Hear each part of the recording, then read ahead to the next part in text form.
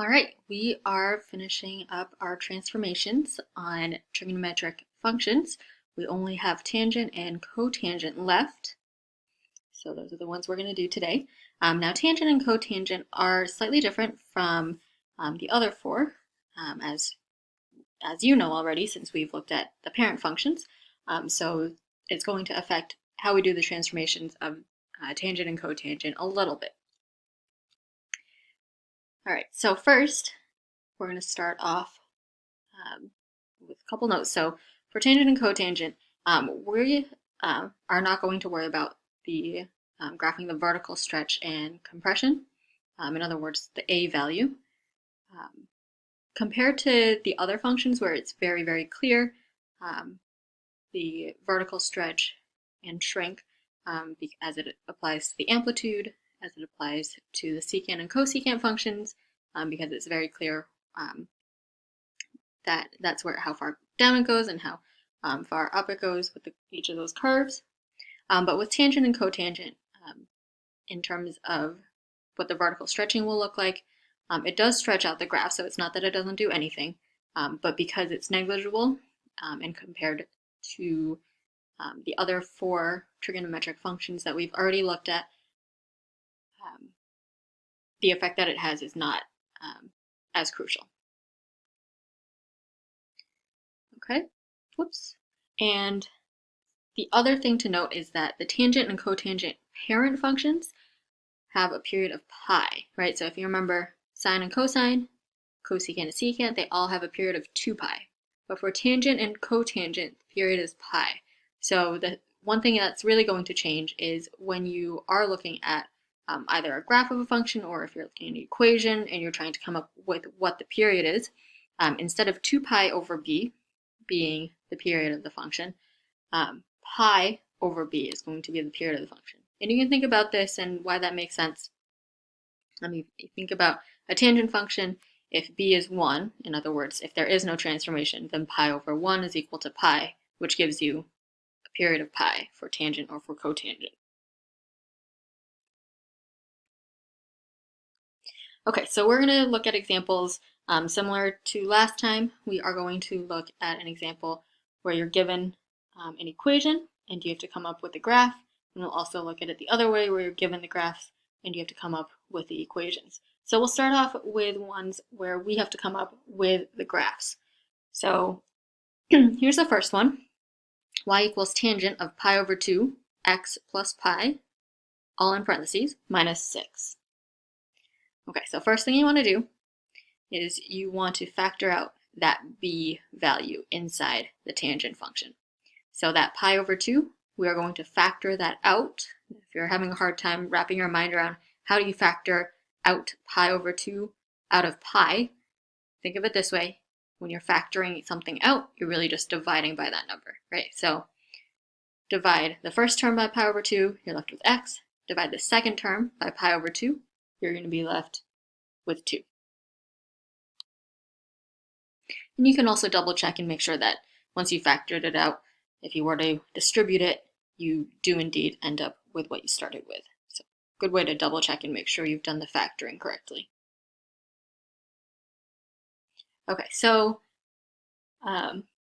since we're not going to worry about the amplitude, these examples, we don't have to worry about the a value.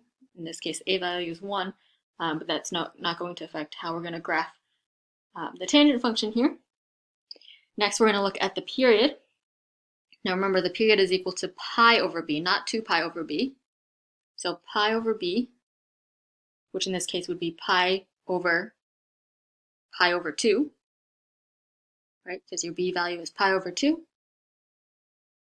And if we were to simplify that, that gives you a period of 2.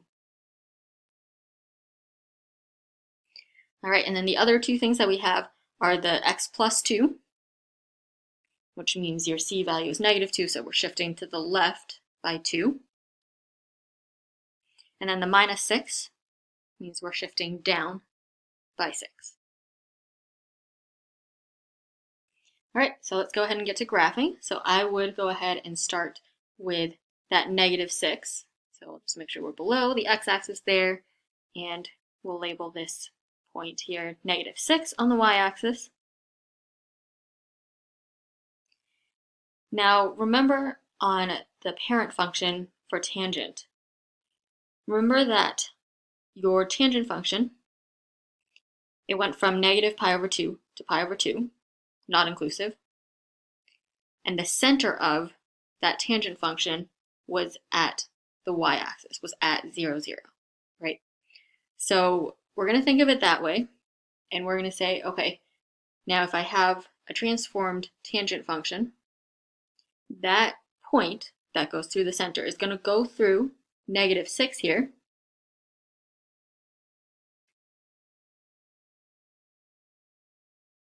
We have a period of 2, so it's going to go from -1 to 1, right? That's a distance of 2. So instead of the -π/2 to π/2, it goes from -1 to 1. Okay?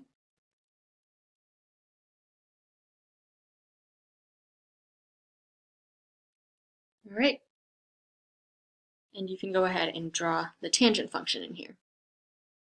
Now notice that the one thing that we didn't quote unquote take care of was the shifting to the left by 2. Now, if you notice, the period of the function is 2. If the period of the function is 2, if you shift it to the left by 2,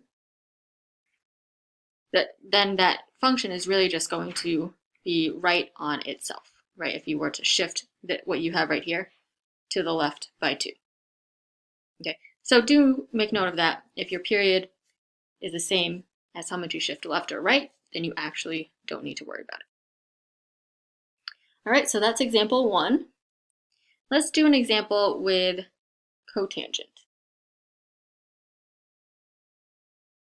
All right, so this one is y equals cotangent of 2x plus 4π, in parentheses, plus 2. Okay, again, first thing you want to do is you want to go ahead and factor out that 2. So it becomes 2 parentheses x plus 2π. And again, you can double check and make sure that you factored it correctly by just distributing and making sure you get back what you started with.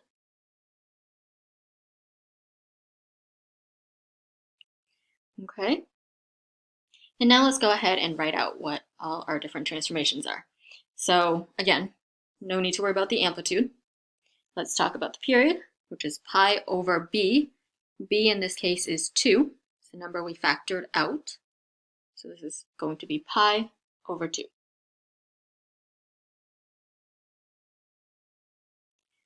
Okay, and then it looks like our c value there, we have a -2π, we're shifting to the left 2π. And then we have plus 2, so the whole thing's going to shift up by 2.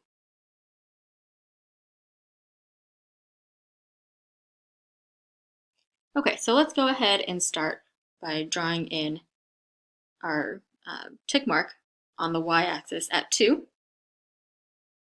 Now, if you remember your parent cotangent function, your vertical asymptotes were at 0, and then pi, and then every multiple of pi, right? It was plus or minus k pi is where all those vertical asymptotes were. So imagine if we were to draw this, it would normally start, we would draw a vertical asymptote at 0. But because in this particular problem, the transformation is that the entire thing is transformed to the left by 2π. So that vertical asymptote that was originally at 0, we can draw that at -2π and imagine that's our starting point here. Okay, and then let's think about the period of the function is pi over 2. So that means that the next vertical asymptote is going to occur pi over 2 after -2π. So that's going to occur at -3π over 2. Okay, and it says to include at least 2 cycles of the graph. So we're going to go ahead and jump another pi over 2. So now we're going to be at -π. And then we can draw in our cotangent function. All right, so the general shape kind of looking, but remember that it's not actually a cubic function reflected over the x-axis, but that general shape, right? It's getting very close to the vertical asymptote on the left as it goes up and to the vertical asymptote on the right as it goes down.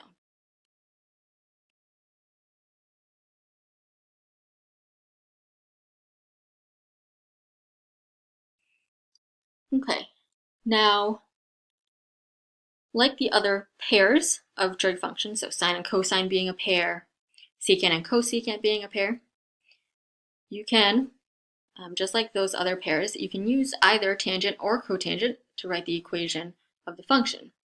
The only difference between the two will be a reflection or horizontal shift. So just do make note that the tangent function, as you go from left to right, normally is increasing, whereas the cotangent function, as you go from left to right, is decreasing, right? So if you were just to include a reflection, then that's going to completely make that the opposite. So if you take tangent, going left to right is increasing. If you reflect it over, it's going to be decreasing as you go from left to right, and it'll look similar to the cotangent function.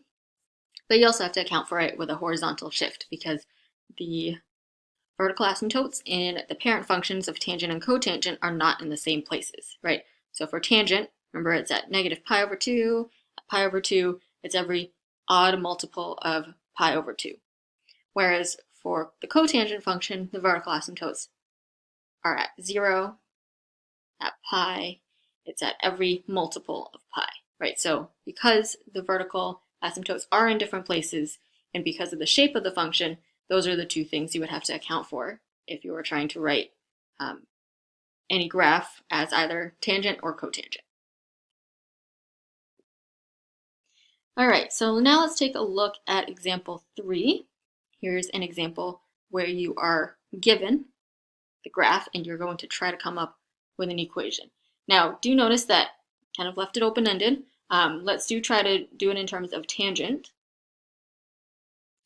Now I've made it hopefully fairly clear here where that middle point is. If it helps you, you can feel free to draw in vertical asymptotes. I find that that does help for many people. So for example, over here, you can draw in your vertical asymptote here, then jump over here, and it looks like we have another vertical asymptote here as well, and you can draw those in if you might find that helpful. All right.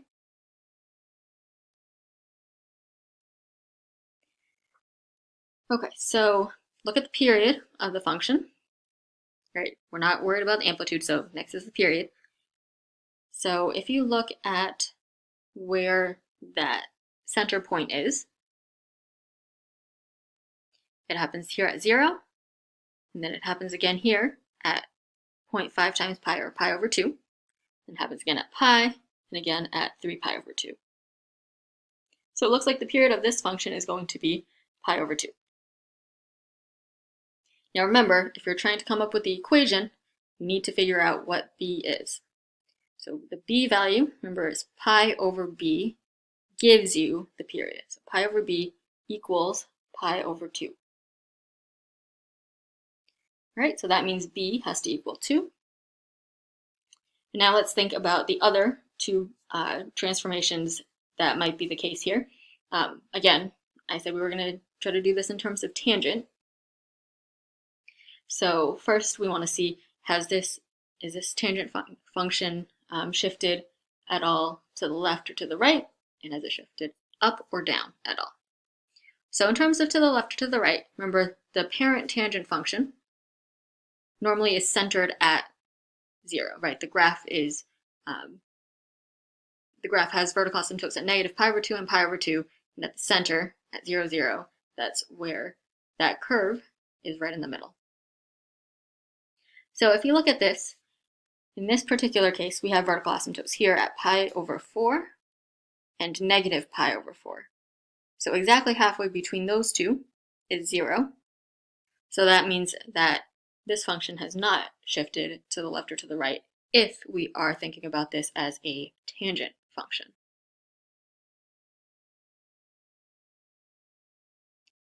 All right, and then the last bit was to see how much this has shifted up or down. Now again, in this particular example, we've made it pretty clear exactly where that center point is, and you can see it's right here at 3. So that means the entire function has shifted up by 3. All right, so we're ready to write the equation of the function. So this was in terms of tangent. So this is y equals tangent of 2x. C was equal to 0, so we don't have to worry about that, and just add the 3 outside of the tangent function there.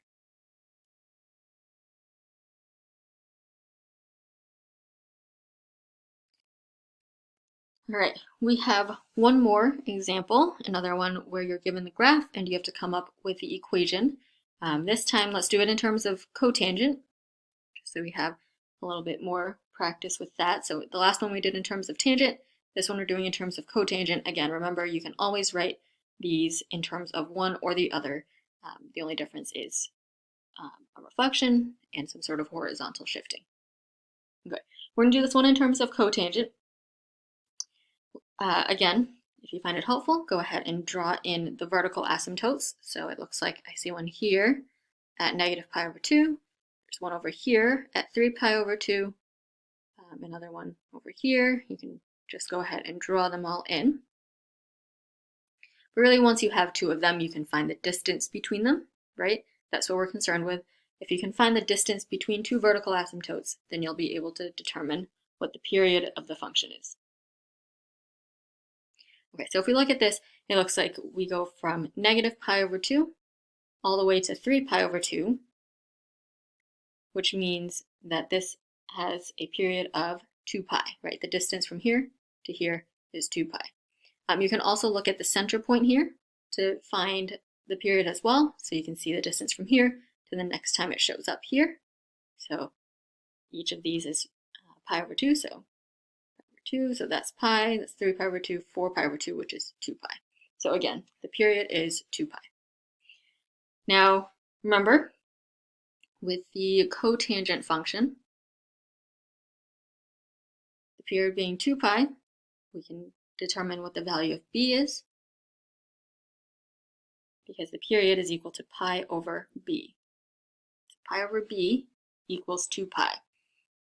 Get b by itself. This must mean that b has to equal 1/2.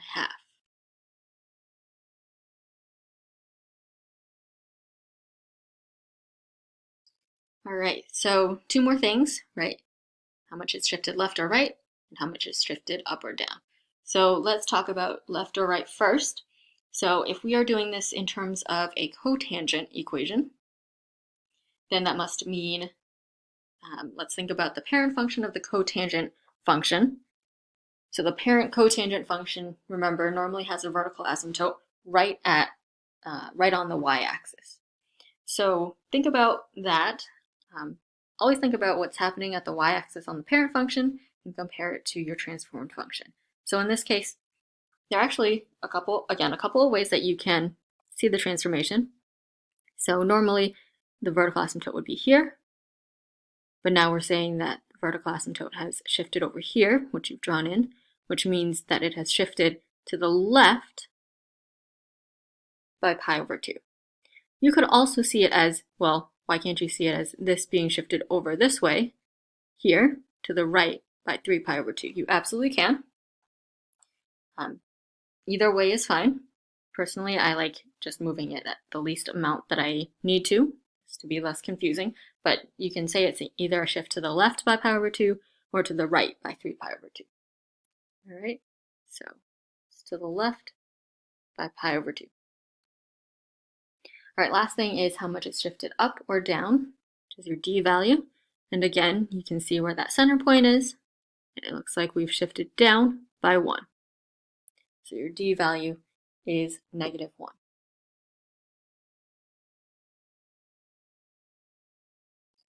All right, so now we can write our equation.